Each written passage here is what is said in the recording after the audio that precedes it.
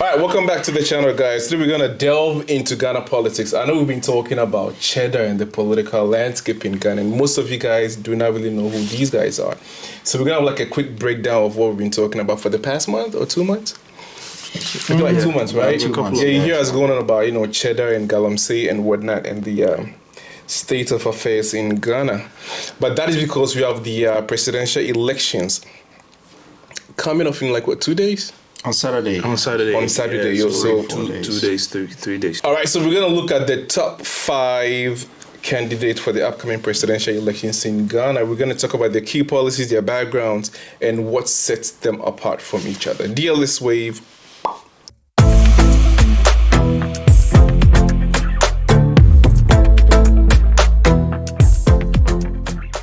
All right, so first up we have John Dramani Mahama. Everybody knows this man. You do know him? Yeah, I do. He's one of the biggest, guys up there on the ballot sheet because he's been in politics for how long? Quite a long time. Quite a long time. We don't really know when he started. So he was president from 2012 to 2016. That was his first term. So if he gets elected again, it's going to be his second term. Now let's look at some of John Mahama's policies. Now his campaign focuses on economic recovery, job creation, and improving education. He emphasizes a need for investment in technology and innovation to boost Ghana's economy. And the difference between him and the other 4, right? That's the difference. Now, Mahama advocates for government intervention in the economy. He wants the government to take over the economy, protect local industries, and he believes in expanding social programs to support the vulnerable, which contrasts sharply with Bawumia's market-driven approach. So we know the main contender for Mahama is what? Bawumia. 24 hours. Mm-hmm. Yeah, Bawumia is his main contender. let's be honest about it. In as much as we want Cheddar to win, I feel like Bawumia is going to be his main contender. So what do you think? He's looking more at government taking control of the economy and protecting local industries, and he believes social programs should support the vulnerable people who are in the rural areas and whatnot. So contrasting that with Bawumia's industrialization and digitization, what do you think?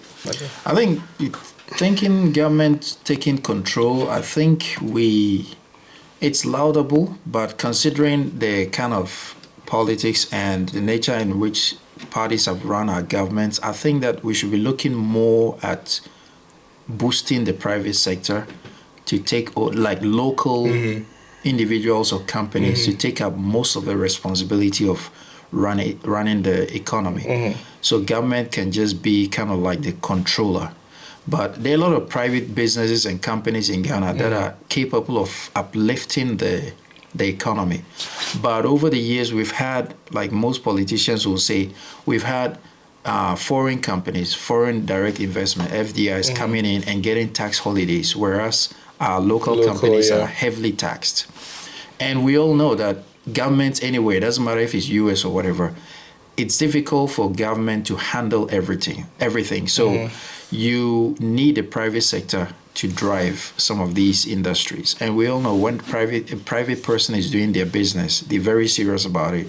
But when it's government-owned, government-run, everybody's like, it's for all of us, I don't care. I mean, if you look at Germany, most of the trains you think are government-owned are actually owned by private companies. Most airline companies are like that. So I think every government tries to bring in the big business guns to help run the economy. So I won't think that they should focus too much on government, but they should rather put in policies that will enable the private sector to flourish. And by that they can employ. Let me top up.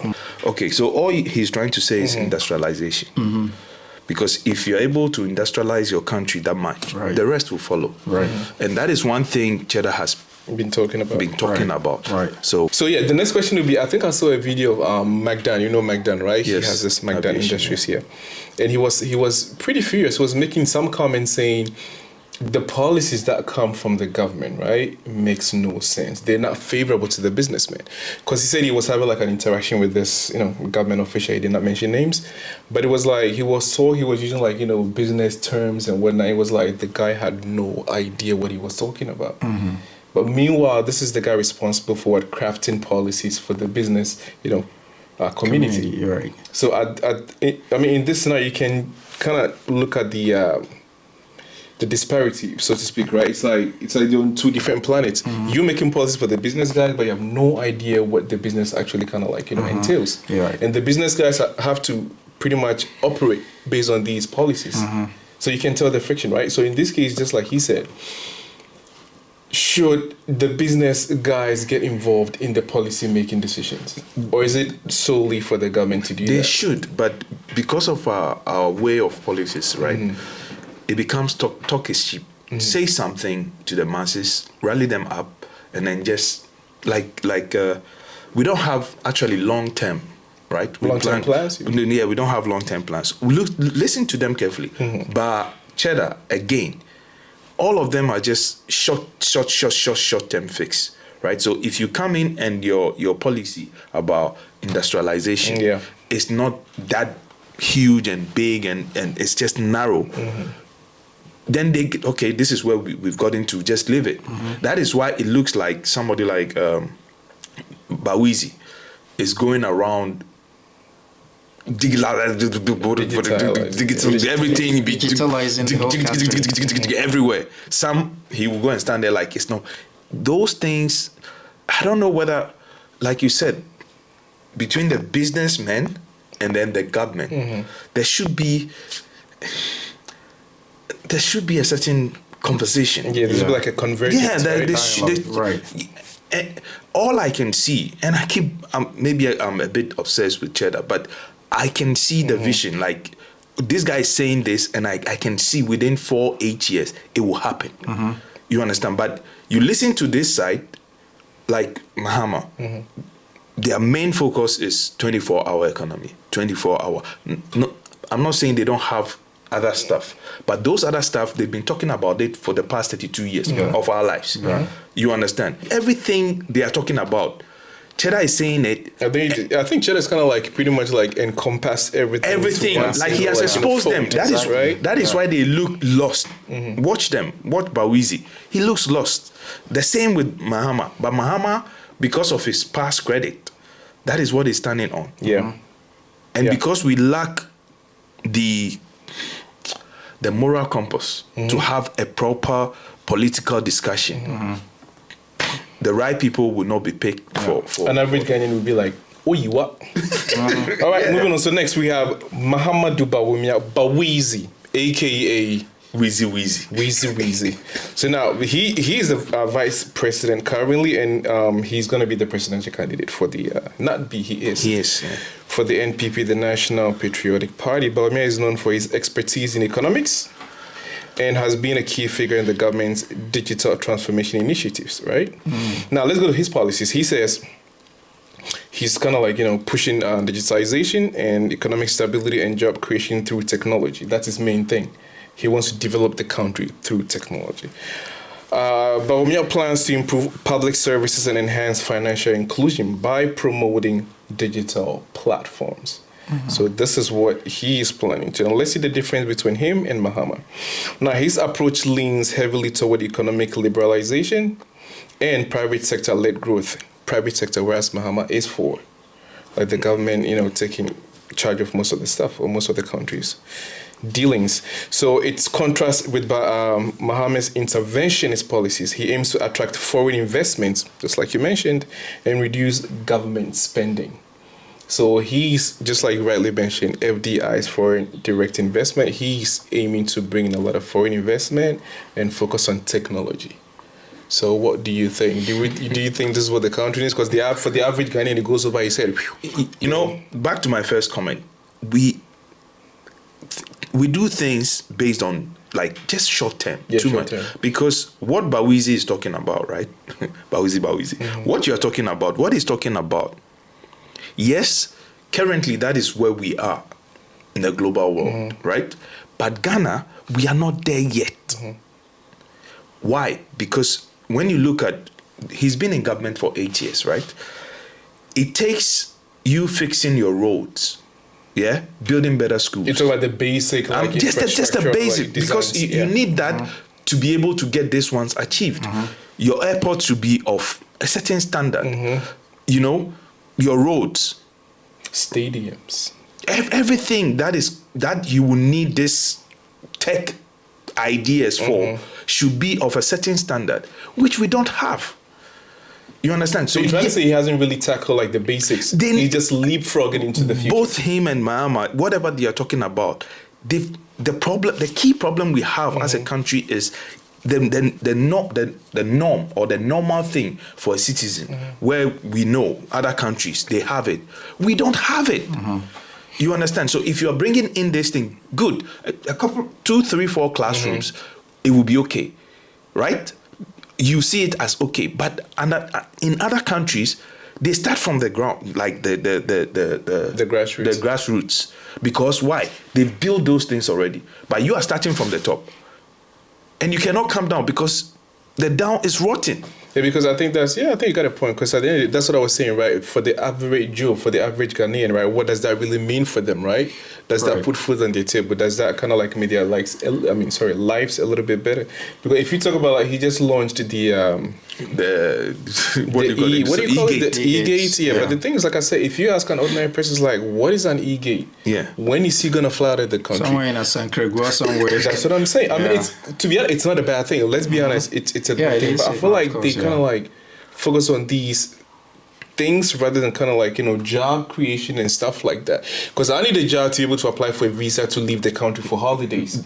Yeah, so how is the e-gate going to help me as an average Ghanaian? There's a proverb in Chinese, right? They say, "Ni xiang fu, ni shou xian lu." If you want to be wealthy, build your roads. That's great. You just made that up. It's not real Chinese, but great. So let's move on. No, what do you true. think? I have a PhD in Chinese. I think first of all, I'll say that he's focused on digitization, foreign direct investment.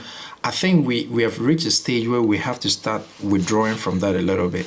That mentality, mindset. Not foreign direct investment per se, because that helps. It brings money into the economy. Yes. But even that I have a problem with.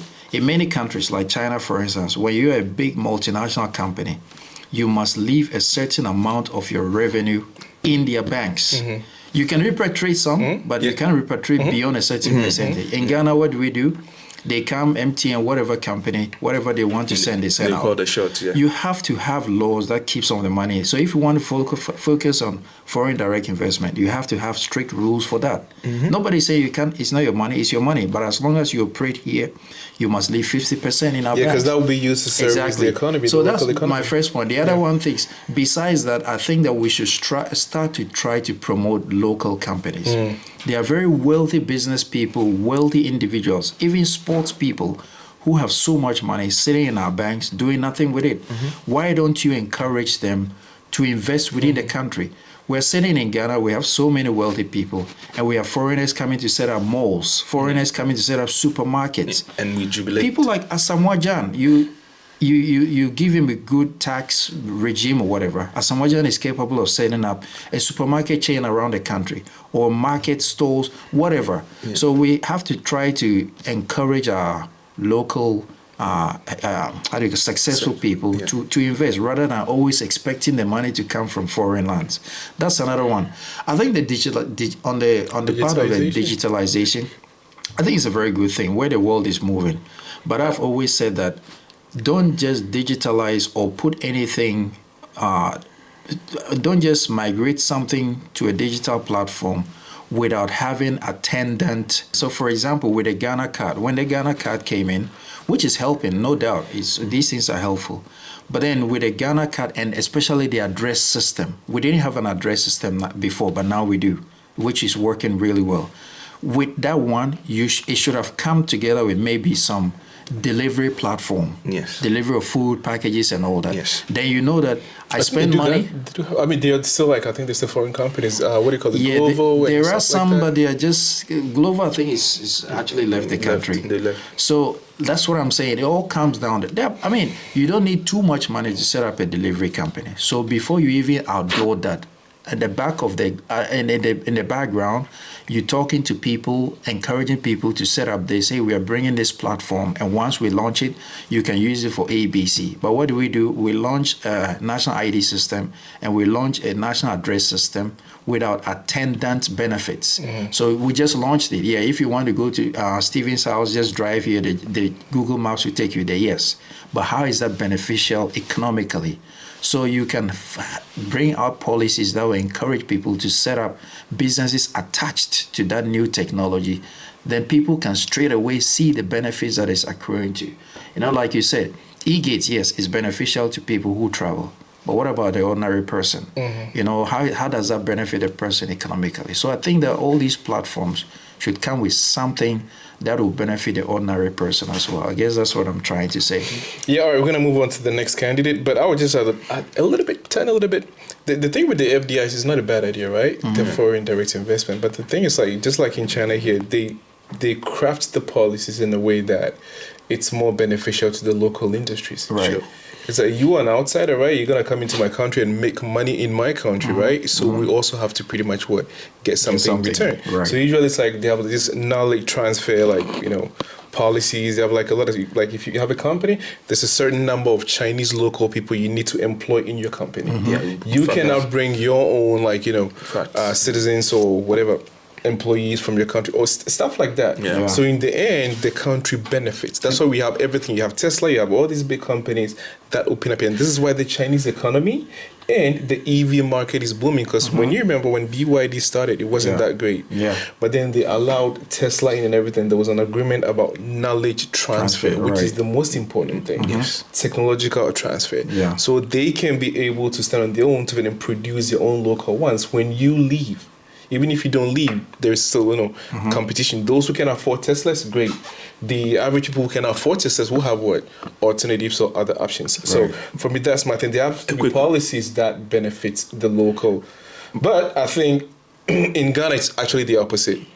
Foreign companies get a lot of waivers, right? Tax waivers. Right. Most of them, they have those tax waivers. Right. But locals pay up to about 30-40% taxes. It depends stuff on what like you're that. in, but So it's not really balanced. And on top of it, the government, you talked about China, the platform is there.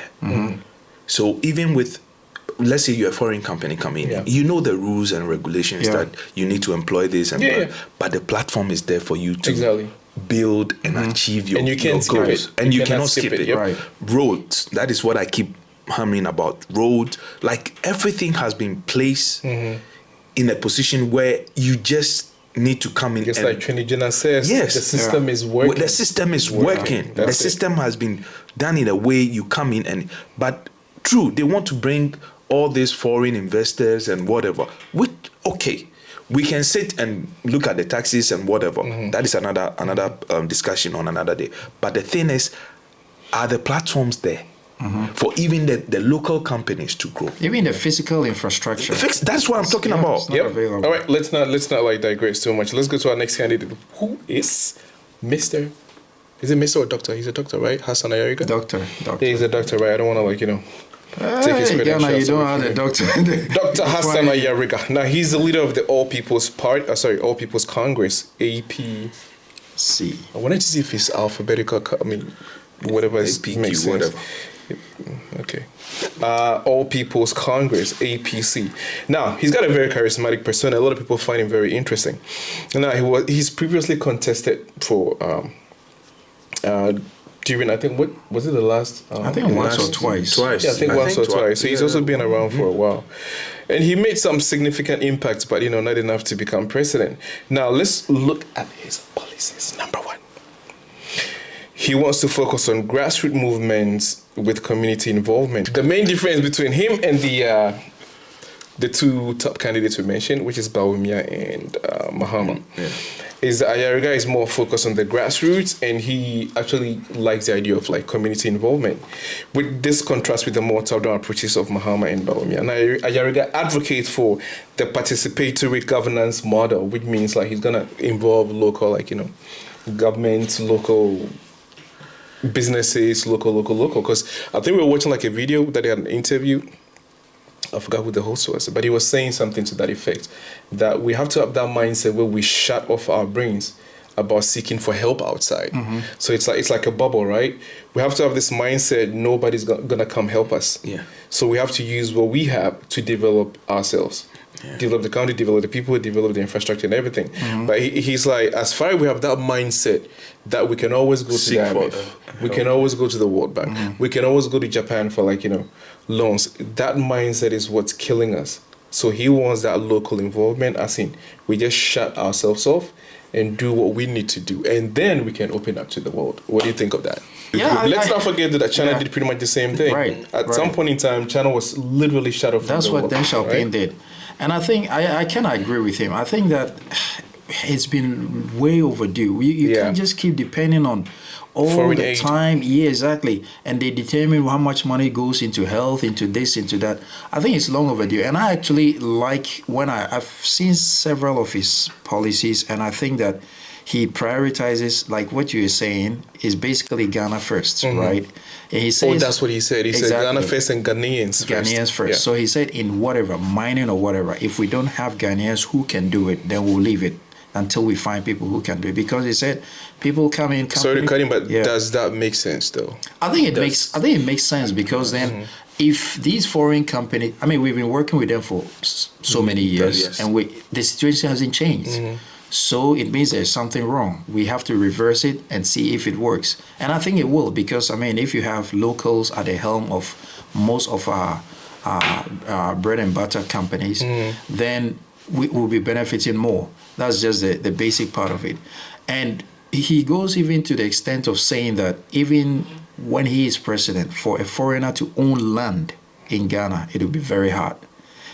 Like you were talking about technology transfer. He said what he would do is, if you're a foreigner, no matter how rich you are, how big you are as a company or an individual, if you want to own land, you have to own the land through a Ghanaian's name. Yeah. You can't own the land fully in your own name as a foreigner. If you want to do that, I think that law is still here.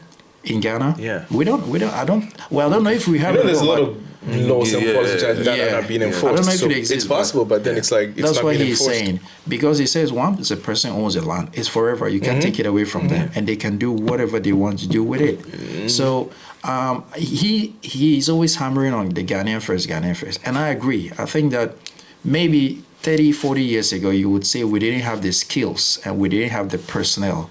But now, you can't tell me we don't have Ghanaians who are experienced or skilled in all aspects. I mean, the Takrady gas, whatever, that is pumping gas now, as of 2 years ago, all the people who are manning it are Ghanaian.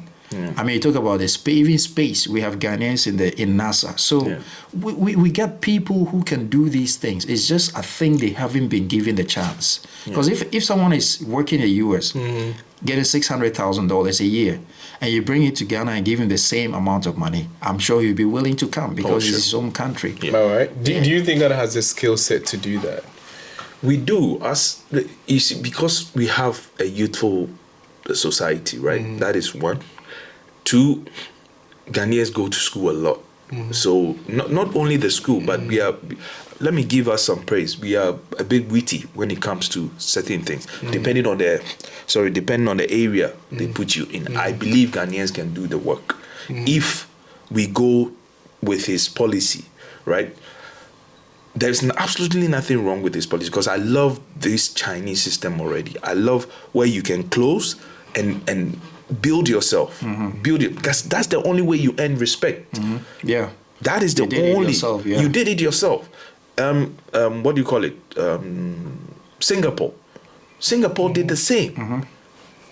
Then if you're going to mention countries, you're going to be doing that all day, because at the end of the day, no single country has developed from loans and aid from other countries. Who's going to carry their money and give to you to exactly. develop? But even if they carry their money and it's a gift, we know what the. Come on, you have something I need. That is why I'm trying to pet you. Right. So I think his ideas is not bad. But my question again to you guys, before we move on to the next one, he knows how difficult it is for him to break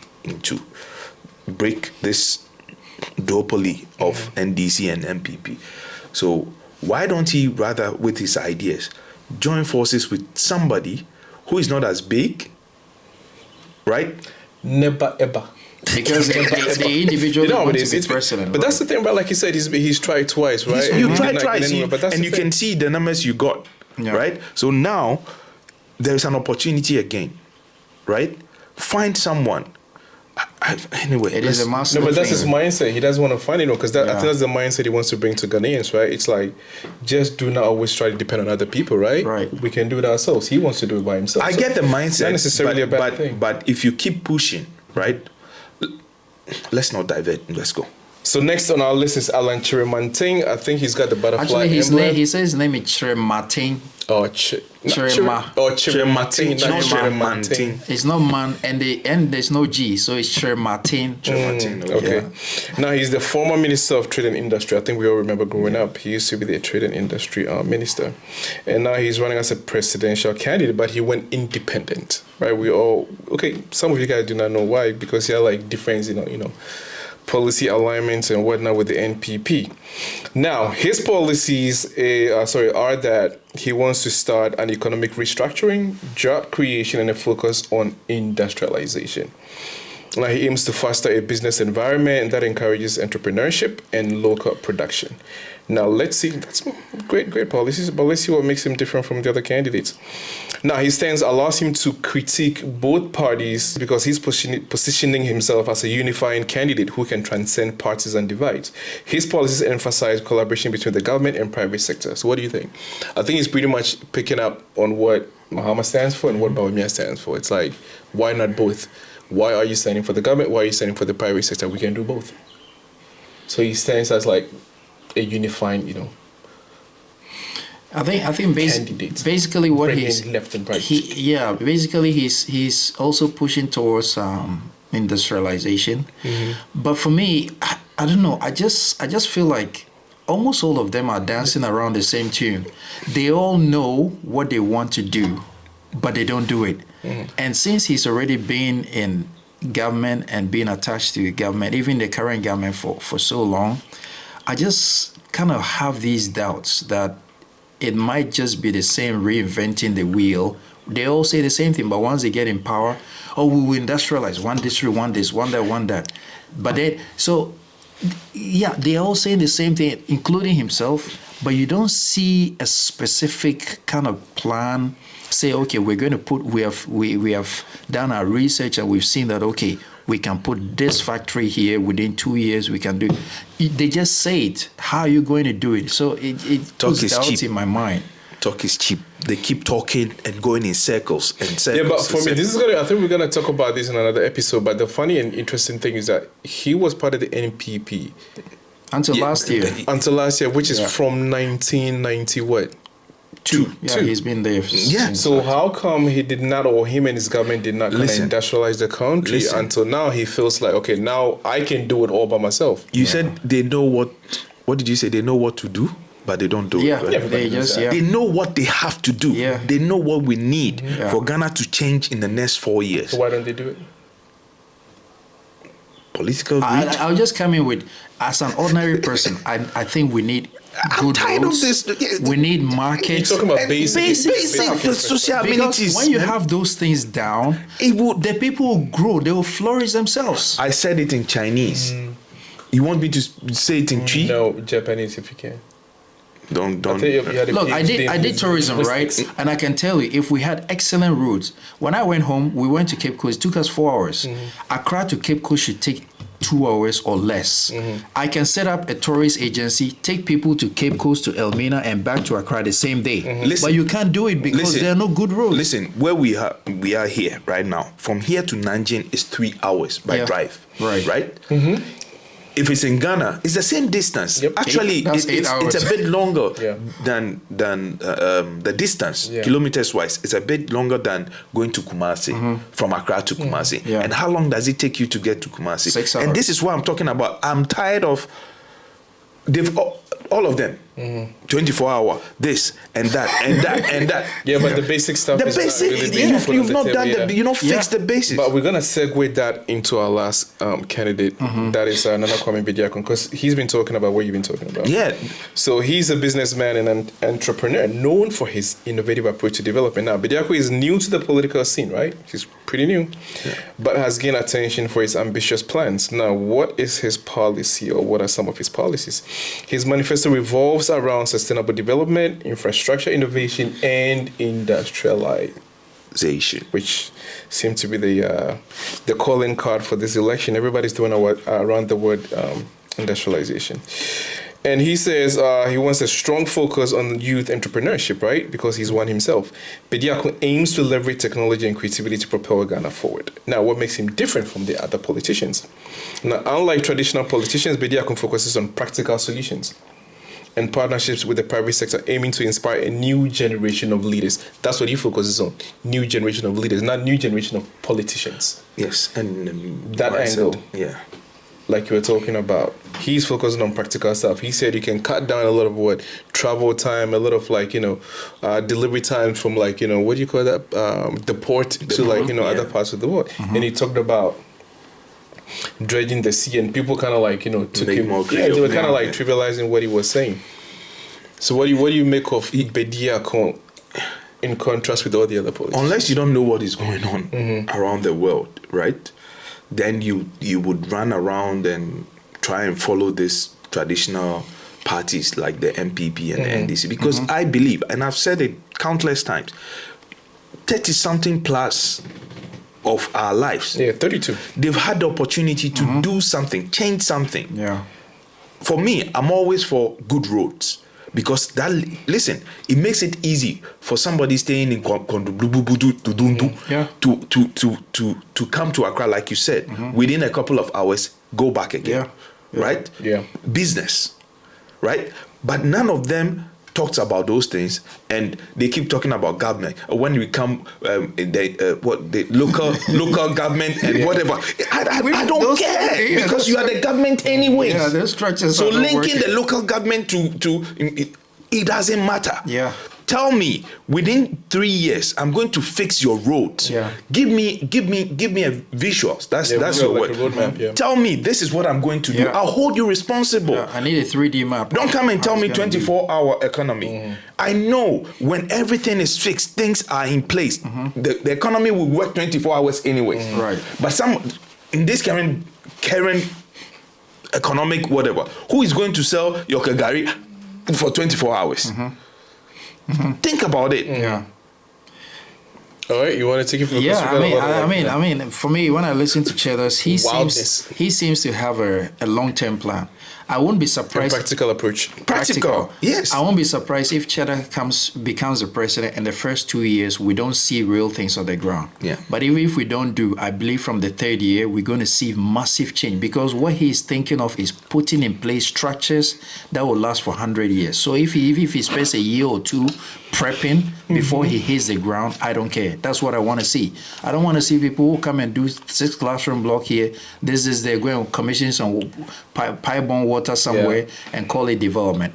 And I like something that Cheddar said some time ago. He was asked about, someone asked him, he went to a chief palace and they asked him, all these your plans are grand, but what about the basic ones like roads and railway? And he gave an intelligent answer. He was like, when I'm talking about these big things, they know that these small things are very easy to do, because once you industrialize a place, you can even say that, okay, from your locality, the revenue from here is what we're going to use to construct your roads, and we're going to give you first-class roads. If you're taking all the money from government coffers, that's where the problem is. But decentralize the revenue generation and use the money that has been generated in the local community or region to develop the place. So if you are in charge of the northern region, all the money that's coming from the factories, 10% is going into roads. So constantly roads are being constructed.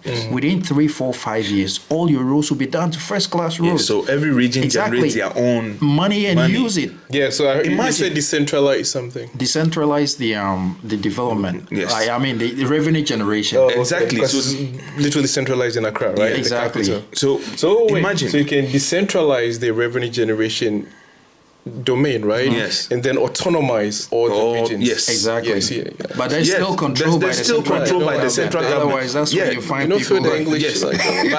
but it's like last week I said this. Those other political parties that I feel they will not even get 2%, right, or 1%. If you join forces, like Ayariga you talked about, he has a brilliant idea. Yeah. So if he joins forces with somebody like Cheddar. That's the press with Yeah, I don't think it's And that is what. But I don't think it's gonna happen. Never. but you are telling me you have love for country. So if you have love for country and I can join you to build a country that we have love for, why can't I do that? Why can't we do that? Can't you overlook your personal quote unquote greed? That's what I told you. Maslow's theory of needs. Those people have reached their top, and the only thing now left is to be president. It doesn't wash for me because you can see somebody like Cheddar, like you're saying. I'm telling you, within 2 years, 3 years, because some of the things he exhibits all the time. Yeah. We see it here on a daily basis. Man, even it's. I don't think those things are difficult for a government to do. It shouldn't be. Very basic. Yeah, but stuff. another thing is like he doesn't really just say them as in like, he doesn't really say in like, in just like, what's the word I'm looking for? Like in just abstract. Yes. He kind of like gives you the roadmap to it, right? And he has actually seen them he tells you on the this ground. region is worth this much based on what the resources they have. Like this region is what our gold is worth, this much, our oil is worth. So he can pretty much like consolidate all these revenue and then use them for whatever he's saying he's doing. Because he gave some sort of like statistics and calculations, like how to use how much to do. Look at the brilliant submission he gave just 2 days ago about the water purification. Exactly. With visuals showing you. Yeah, but that's how what I'm it's saying. He done. also does the financial calculations. He does it from time to time. You know And it looks why feasible. Why sometimes I get tired. I don't want to go into details like Mahama's plan, manifesto, who MPP, whatever. They've been giving manifestos, especially those two political parties. Thing we hear all the time. It's the same things. So are you telling me it has to take you 100 years to achieve those manifestos? Whilst we can see around the world, because we read, we see stuff, we travel, we can see countries that they had nothing. Yeah. Absolutely not even the resources we have. They don't even have half of Even it. China, when you came to China, there are Exactly. many places you could go now. And You walk distance. Yeah. Now the buses, even now in this city, they are cutting down the buses because Too they said many. they said There's no demand. Yeah, there's too no many- demand. too many buses. Too many buses for the people. People are not using the they should buses download anymore. them to us. You understand? People are not using the buses anymore because they can own cars Yeah. and e-bikes on Yeah, top. exactly. Because why? The roads have been built. Yeah. All right, cool. Let's move on. All right, so this is gonna be from us now. The elections are gonna be on Saturday, and I think we all like kind of, I don't know, have the same stance. It's like no violence, no craziness, nothing. Yeah. Absolutely. But whoever Selfish, wins, disregarding build the markets. The security market thing is very important to me. Build local markets so people don't go and stay on the roadside. It's so annoying. Build Yes. markets. No, I think this has to be directed to the new government that comes in place, right? The new president. Cheddar might win. We don't know who's gonna win, but Yeah, let's just see I what hope he happens. wins. But I think for now, the main thing is Yeah. like people just try to kind of like do the right thing. Just vote nicely, go to your home, don't cause any wait for trouble. the We don't want results to any. come out. Nothing crazy, no disregard for like. Talking about voting, Security, he's talking yeah. about market, man and his stomach. Yeah, I mean it's all related, right? Because if No, all these I things don't- are kind of sorted out, we're not gonna be sitting here talking about it. We're gonna be praising our government day in day out. Yeah. So yeah, go out in droves, cast your vote, and do not do anything crazy that is gonna jeopardize Ghana's peaceful atmosphere and what we're known for globally, right? Yeah. Because we've had this peaceful democracy running for a while. I mean, it hasn't served us well, which doesn't mean peace is a bad thing, but there's a right way to go about things, right? This is We why need- the power has been put in your hands to go out there and vote. We need a mind change. So guys, go out in droves on but you Saturday, know who asked me cast my- your my- vote. And if this guy stands for president, never vote for this guy. Yeah, like you said, go vote peacefully and go home. But Shawa system, netwa bapa. Yes. We've passed that age where you go and vote on party lines. We've passed that. This 2024, we are lagging behind. Go on the internet, look around you and see what's happening in the world. We need to move. We are tired of this and fulfill promises from political parties and all. If you feel an independent candidate will be better for us, vote for that independent candidate. And if you feel, I'm not saying don't vote for your party, but think before you vote. We've passed that stage. That's all. We've passed that stage. Vote white. That's all. You don't say that to me. That's all. That's all. So the thing is, we'll be back with the next episode, and I think our next episode will be having a different conversation because then the elections will be over. Yeah. We'll have a president elect. Sounds a bit scary. Yeah, It's like I don't know. It sounds a bit scary. guys, I'm saying it's scary because it's like if we go back to the same old duopoly, I feel like we're just gonna retrogress like 30 years back in time. So I don't know. It's a bit scary for me. You're already behind 50 years, so 50, 100 years already. So please, you know, it's about time. We need change, proper change. Proper change, guys. Yeah. All right. So to the next episode. See you guys. Abananye. You both who made Shiri. H. Abananye. Abananye.